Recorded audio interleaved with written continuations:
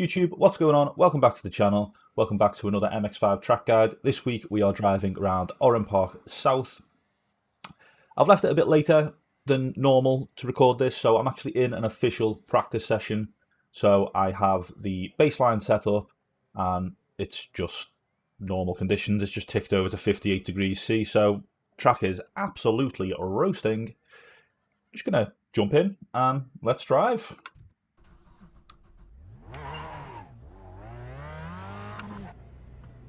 Been a hot minute since I've driven the MX5. Just need to adjust my view settings just a wee bit here. Coming out of this awful pit exit and straight into the twisty bits. As normal, first couple of laps, I'm just going to try and feel my way around the track. Fortunately, done the track before. The South version is pretty much exactly the same. Well, it's the GP version, just chopped in half, so there's only one corner that's really different. So I've got a good idea of what we need to be doing. Just sort of getting back into the swing of things here. Just in my backrest. So let's cross the start-finish line and look for our braking point for turn 1, which I'm sure is just before the wall change of colour. Braking hard. Down to second gear, trail braking, went in a bit too deep there. Probably could have been a bit more aggressive on throttle as well. Definitely went too far over to the right hand side of the track before this right left chicane. So just trying to feel my way through everything, trying to brake too gently there, probably need to stab at the brake a little bit more.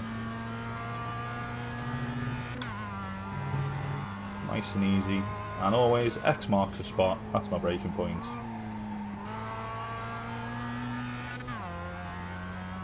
Okay, not bad, not bad. What sort of lap times are we looking at? 47.4 already. So we're probably going to be into the 46s, aren't we? Let's be honest.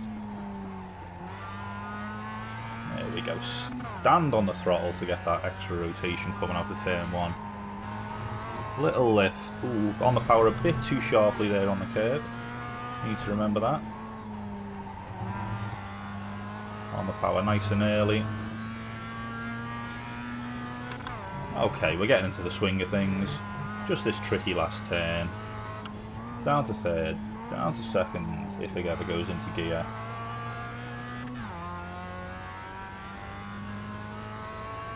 So I already know this is a lot quicker than last season. Last season on a perfect lap I had a 46.799 I think. So we're probably looking for mid to low 46s. That was a better line. Let's get that lift on. There we go. Oh, really attacked that curb on the inside there. That was a bit too much. Didn't seem to get a 1x though, which is surprising.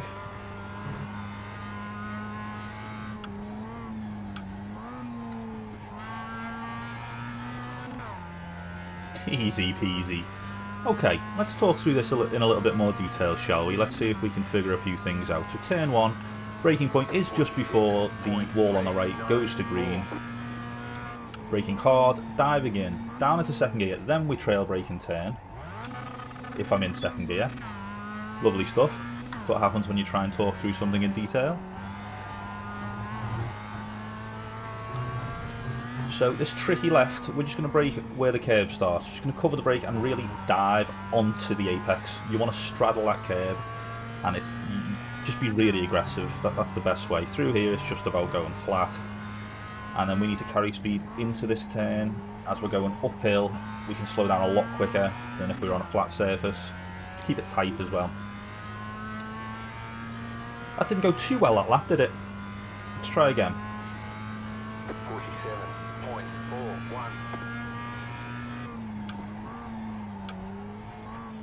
Trail brake power.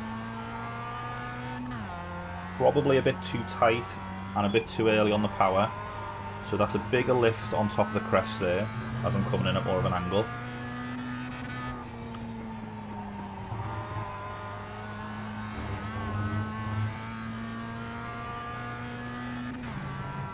Right, I think I've got this sort of...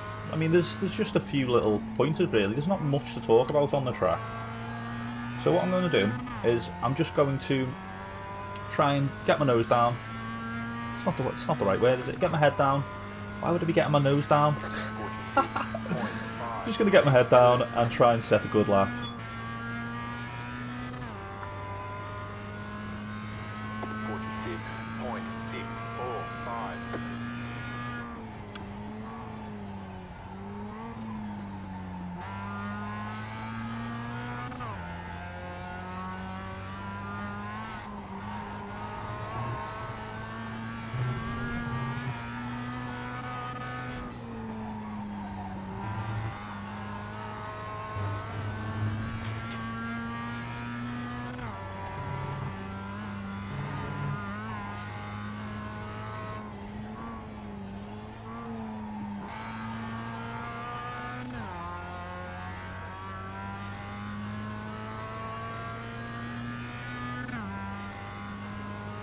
Finally! Alright guys, so as you can see, that took a lot longer than expected to improve my time by pretty much nothing. I did get a .358 very early on, however, it was dirty, had a 1x. And then it took me all these laps to get a .345. So let's just jump on board and see what we can figure out, see what we can learn from how I drive. So obviously, crossing the start-finish line, we're in 4th gear, heading down to turn 1, lining up nice and close to this wall on the right-hand side. And as I mentioned earlier, we've got this green pit wall. That is the visual cue. There's also this tyre mark here. I'm not sure whether that's going to be there all the time in every session. I'd imagine it would be, but that is also another visual marker that I started to notice. So if we just roll it forward, as you can see, I start to brake pretty much. I'm lifting off now, and I'm on that tyre mark. So it's much before. It's about a car length or 2 car lengths before the green wall that we start to think about braking, and we're going to be braking hard down to 2nd gear. If we roll it forward slowly, you'll see that I essentially dive into the turn, go quite shallow. We're not trying to brake in a straight line this way. We're trying to turn and brake in a straight line towards the corner. So as you can see, down to 3rd gear, very hard on the brakes, aiming for this curb on the inside. Then we start to come off the brakes as we go into 2nd gear, and now we're just going to crank on the wheel. I'm just going to stop it here. As you can see, I'm still holding onto the brakes, and I'm just waiting for the front end of the car to bite, so that when I smash the throttle, which is what we do on the exit of this turn, we try and smash down on the throttle. My car's already on a trajectory to be on the inside of the corner on corner exit. So let's just roll it forward slowly again. Then we smash the throttle. And as you can see, I'm just hugging the curb on the inside. Just hugging the curb, because that's going to make this next right-left a lot easier. We're going to save I think about 0.2 I noticed was the difference between exiting the corner here and exiting the corner here. We lose the time when we switch from turning left to turning right. So you might exit the corner here and think, I'm up on my time, this is great, but by the time you get over here, you're going to have lost it. So definitely biggest point for turn number 1 is it's all about your exit, if I can get my words out. I'm just going to roll it back and we're going to play through that at full speed. Look for the green wall, brake hard, 3rd, 2nd, trail brake, hold the brakes, and power. As you can see, keeping it tight on the exit, and then we're in to turn number 2. So as I mentioned just before, we're going to try and line up on the left-hand side of the track. This curb here is essentially the turning point. You need to be pointing towards the curb on the inside. Obviously, it's blind. You're not going to be able to see your apex when you're coming through or when you're driving over this curb. But let's just roll forward slowly and see what happens. So just watching the throttle, lifting as I go over the crest to try and put more weight on the front of the car. As you probably know, when you go over the crest, your car's going to go very light. So if we lift, we send our weight forward a bit more, put more weight on the front of the car to try and give us a bit more grip, just to get our car turned in, really. Again, let's roll it forward, fully lift there, as you can see briefly. Just adjusting the power, the throttle all the time here. My goal is to straddle the curb on the inside, get our the right side of our car here. Left is probably just still clipping the curb here as well. So if I'm understeering and I'm not going to position my car there, I'll lift off the throttle. If I'm turning too much, I'll put more throttle down. It's that simple. So just constantly adjusting, straddling the curb, full power, using a bit of dirt on the left-hander, and then that just sets us up nicely for this left-hander coming up now. So let's just go back and watch that again at full speed. Lifting, adjusting, straddle, power, power, power, power, power. Easy as that. Now we're straight into this quite fun left-hander, I'd say. It's very fast, it's uphill, so you don't need to brake as much as you would normally, because as you're going up the hill, that's going to help you slow down. It's going to give your car more grip. So yeah, it's just nice and fun. We want to position the right-hand side of our car on the curb here, and that's our signal to brake as well. As soon as we get on this curb, we start to brake and we turn. We're already turning left because of the exit of the last turn, so we just turn left a little bit more. And our goal here is to straddle this curb on the inside, and I mean really, really ride over this curb. So let's roll it forward. As you can see, braking just as we touch the curb, not braking too much at all, and then just holding onto the brake, really turning. And as you can see, I've just already started putting the power on. Let's just roll it back a few. So at this point, I'm coasting, probably coasting for a split second. Bit longer than I thought, but coasting for a split second. And I just want to illustrate how early you get the power on. The exit on this turn is massive. You can use so much of it. So you just really need to bear that in mind. You really need to abuse that. And normally I'd say, because of the way this curb is cambered, the way everything is, I'd normally say you need to be a bit smoother on the throttle. You need to bear that in mind, that you're going over a crest, your car's going to go light, you're going to understeer off the track. But for some reason, whatever reason that is, you've just got grip through this turn. I mean, your car does go light, but it doesn't stop turning. So let's just roll it forward slowly.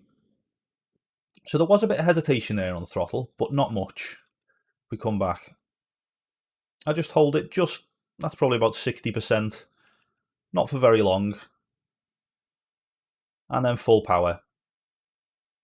And what you'll notice with the steering wheel is, as we're coming off the curb, the car starts to go light. So I reduce my steering input to catch the car effectively, because we're drifting a little bit. And then shortly after, I just start turning again once the car's settled, using all of this runoff. And nearly using some of the dirt there as well. What I would say is, if you do use that dirt on the end, you are going to find that you'll get a 1x. So let's just watch that again at full speed. So braking on the curb, trailing, power, nice and smooth. Just catch the car as it goes light, and all of the track on exit. I'm going to run through this fast right left very quickly. There's nothing to it really. You just flat out shifting up to 4th gear, and you can absolutely monster over the curb here on the inside. Once again, I'd just like to point out, this concrete is the limit, and I'd advise you to use it. If you use the dirt here, you're going to get a 1x, but this concrete is absolutely fine, and it does save you a couple of hundredths. So if you're going for that fast lap, definitely use this. It's free time. All it takes is a bit of memory, bit of memorization, because it's a blind left-hander. Once you've done a few laps, you'll figure it out. Now, we immediately come into the last turn. Again, it starts off being a downhill braking zone, but then quickly transitions into uphill. And then we have a crest over here somewhere behind the pillar, which makes the car go light. So the braking point I like to use is this X. These tyre marks, they are always here. They never disappear. Basically, X marks the spot. I've made a couple of track guides for Oran Park now, and I always say X marks the spot. It just works. We're going to be going down into 2nd gear. And as with the previous left-hander, because we're going to be braking uphill, we don't necessarily need to brake as much or as hard as we would if this was a perfectly flat turn. So let's roll it forward and see what happens. So braking where X marks the spot, initially braking very hard down to third gear because we're going downhill. Then we transition into the uphill and I'm bleeding off the brakes. We're in second gear.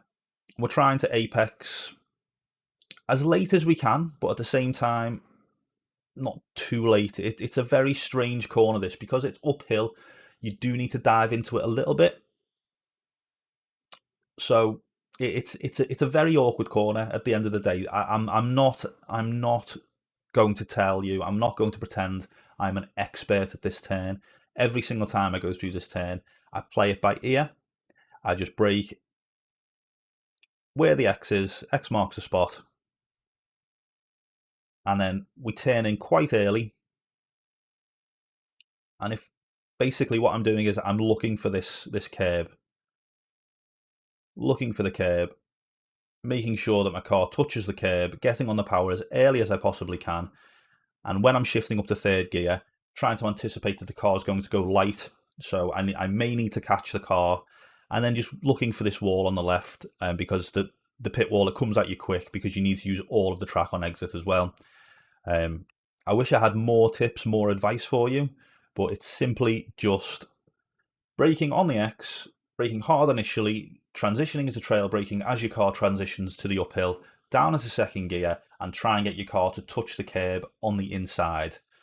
And that's it. That's it. So let's just play it through.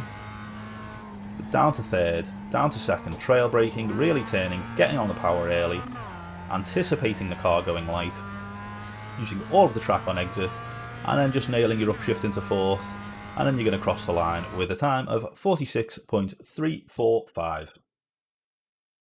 So guys, thank you very much for watching. If you did like the video, please like the video. If you're not subscribed to my channel, please hit that subscribe button. If you would like to download the BLAP, the OLAP, and the telemetry data, you can do so by joining the Discord. Just click the link in the description down below. And also, if you would like to join the team on VRS, if you are a VRS member, then just shoot me a DM on Discord and I can add you to that, and you can see all the VRS telemetry data that I've got, not just for the MX5, not just for these videos, but any session I'm in at all. And once again, I'd like to make a note that I am not affiliated with VRS. I just think it's a really good feature, and it's something that, since I've started using it, I think has benefited me quite a lot. Thanks very much, guys. See you in the next one.